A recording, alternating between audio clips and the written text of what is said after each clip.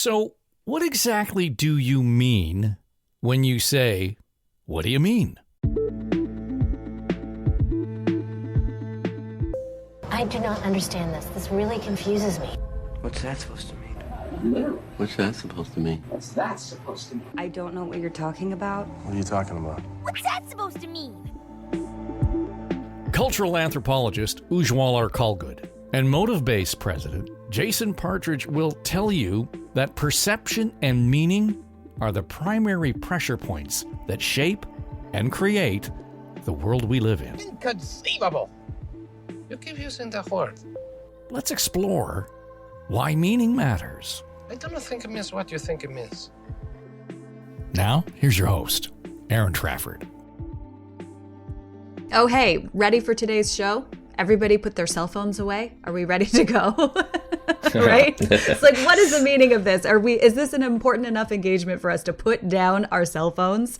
Welcome into Why Meaning Matters. And today I want to move from the last couple episodes where we talked about some heady topics, drug use, cannabis, the future of work, and all of those things, into the true elephant in the room, which is our complete addiction to cell phones and smartphones, but also the other dynamics at play culturally here beyond us needing to be tethered to these machines at all times.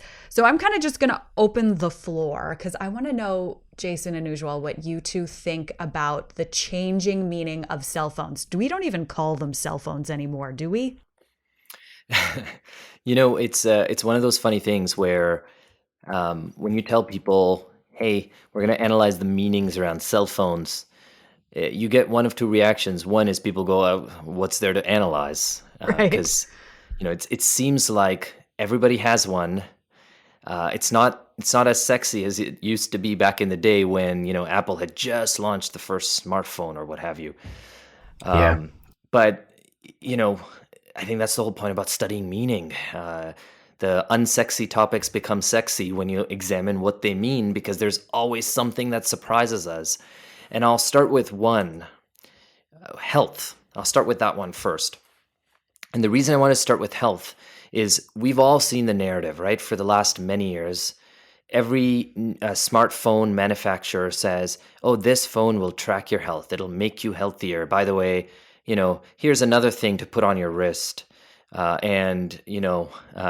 I'm excited for the day when it turns into a barcode that they tattoo on your back or whatever else. But the point is that everybody's been talking about health.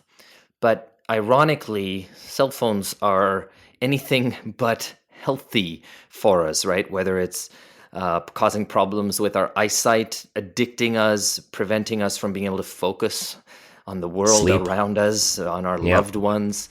It's anything but healthy. And we've been talking about this. There's been a lot of lobbying on this, but for the first time, we're seeing consumers clearly make that distinction. And the distinction comes through two words, because meaning is all about words and language, and that language is quality of life. This to me, when I heard this from our research team, it blew me away.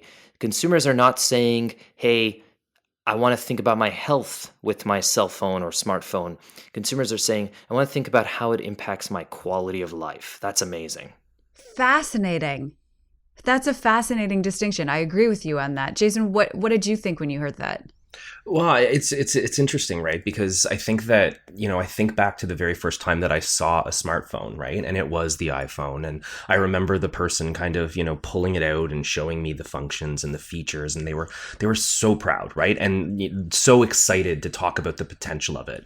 And, I remember looking at it going, oh, I'm never going to need one of those, right? Now, here I am in a moment where I am so addicted to my phone, but I use the term addicted and I don't use it in a negative connotation. I use it in the way of thinking that it's become an extension that allows me to do things that I would never be able to do, right? And that comes everything from kind of functioning from a work standpoint where I'm communicating, that has to do where I'm, researching things, when I'm brainstorming a solution, all the way down to when I'm like thinking about my role as a partner and a parent, where I'm solving problems in order to accelerate at being better at those roles by being able to access access things more instantaneously and solve the problems as a partner or a parent. And it's amazing how this idea of self and this idea of who I was, 15 years ago when I had that little flip phone, the same as the flip phone that Hawkeye has in the Marvel show that's on right now. And now I've become this person that has almost become somewhat of a creature that is partially the phone, and the phone is part of me.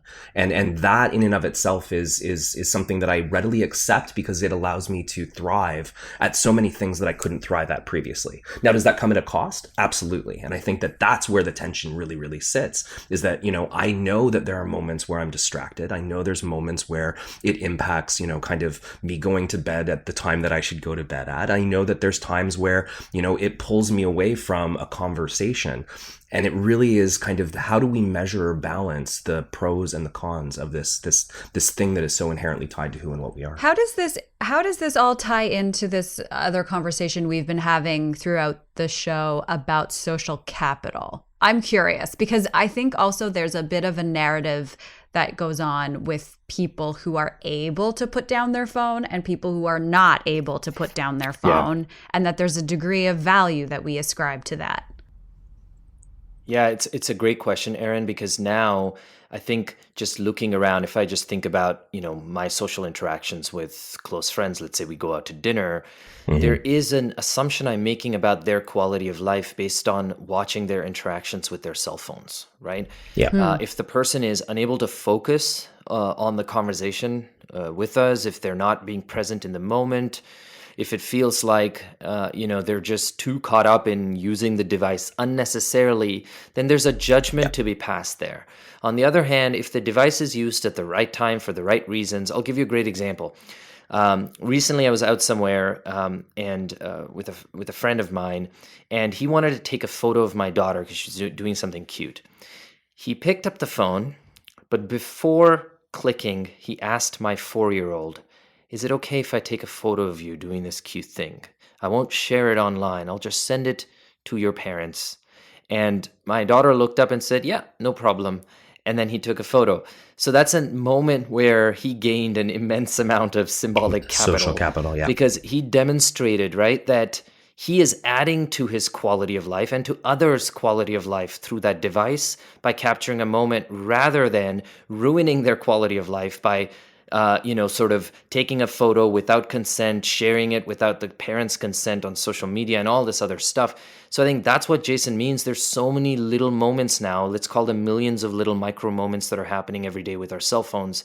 The point is, do you use it to enhance your quality of life, to solve problems, to be present in the moment, to live a healthier life, or do you use it to actually to the detriment of your quality of life? I think there's a huge distinction that's slowly developing. This is not mainstream yet, but it is developing. Correct.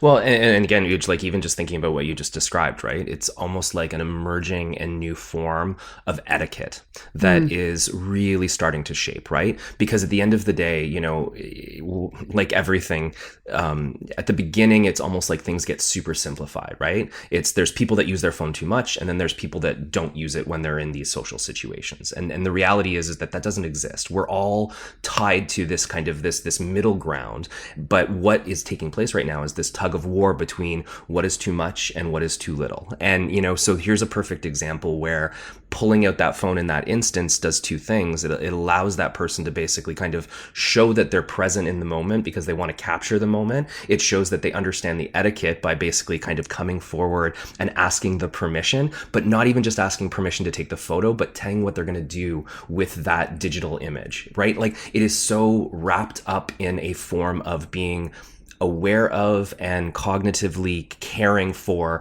the other parties that are in that situation. Like it's such a great story that shows how the phone plays a really positive force in that particular instance. Now it can play a negative force as well. Like, I mean, again, it's the idea of, I'm feeling bored in a conversation and I use the phone in order to basically change the shaping of, or the direction that a conversation is going, right? I don't like what somebody's talking to me about. So I can now basically have the excuse of, oh, I just got this email and I get to talk about myself.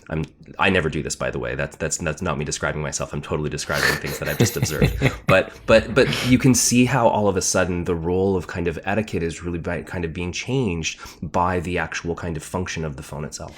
Where's the opportunity here for companies to either shift or jump into this narrative as it develops? Because what I'm sensing you say is that this is a very personal myth. It's what we choose to believe as quality of life as our individual. Does this have a cultural layer to it, or a layer where a company can maybe come in and help us to better identify with it being yes, a negative thing, or no, a positive thing? Yeah, 100%. I mean, and some companies have been doing that, right? And the most obvious example is productivity. So, Google and Apple and all these guys, they market their phones as helping you be more productive. You want to order something, it's late at night, the kids are hungry, your phone saves you, right? So yes, they have understood elements of it, but I think what's missing is realizing that it's not the health narrative. It's not the image of the really fit person running, 50 miles with their phone, and you think, yeah, of course that's me, and when it's not. That's not the image. The image is of somebody who's able to run their lives better without letting it interfere with their lives, right? And that's not being demonstrated yet. That to me is a big distinction, and it's a very interesting one. The other one that's sort of related is this notion of creativity. Everybody talks about the phone being a way to be creative, right? And, you take the latest launch of the Google Pixel or the latest iPhone or what have you. The camera is a big example of that. What's interesting to me, again, is the consumer is making a distinction. The consumer does not want to fake creativity. The consumer wants the technology to help them become more creative. Let me rephrase that. Help me learn to be more creative. So it's a different role that AI plays there. So the role of AI isn't to just fake your creativity. The role of AI is to help teach you in the process to become more creative. That to me is also kind of mind-blowing in terms of the distinctions that consumers are starting to make. That's a lot of, I feel like the word is pressure to put on companies developing these apps to be responsible for the unlocking of our cultural creativity, no? Right. But Erin, like I use this example, without endorsing a device. I'll just say, like, I was using my camera the other day, and in the app, it gives me an example of a preferred setting, right? And I tried it out, and then I learned how, before taking the photo, I can actually adjust the brightness and the amount of light I'm letting in through the lens. I'm not a photographer. I don't have those skills naturally. But in that moment, the AI engine actually taught me something. So there are ways to do this. And of course, there's an entire industry of human-centric design that is built around these design principles. How do you design to teach people things? And so this has already been done in a zillion industries. I think it's just a renewed focus. It's a different way to approach the use of the technology itself. Fascinating. Reinvention, re-education. I think reigniting some creativity maybe is what's happening here. Great chat, Absolutely. Guys. I loved this. I love thinking about my cell phone as a more positive force in my life. I'll take it. All right, this is Why Meaning Matters. Thanks so much for listening. If you have comments on the show, you can feel free to drop us an email at hello@storystudionetwork.com, and make sure that you follow us over on Spotify or Apple Podcasts or wherever you consume your shows, and share the show with your friends. It goes a long way to helping other people jump into the programming and enjoy what we're talking about. All right, we'll see you in the next episode. Thanks for listening to Why Meaning Matters with Ujwal Arkulgud, Jason Partridge, and your host, Aaron Trafford. Inconceivable! You keep using that word. I don't think it means what you think it means. Why Meaning Matters is produced for Motive Base and the Story Studio Network by Eye Contact Productions.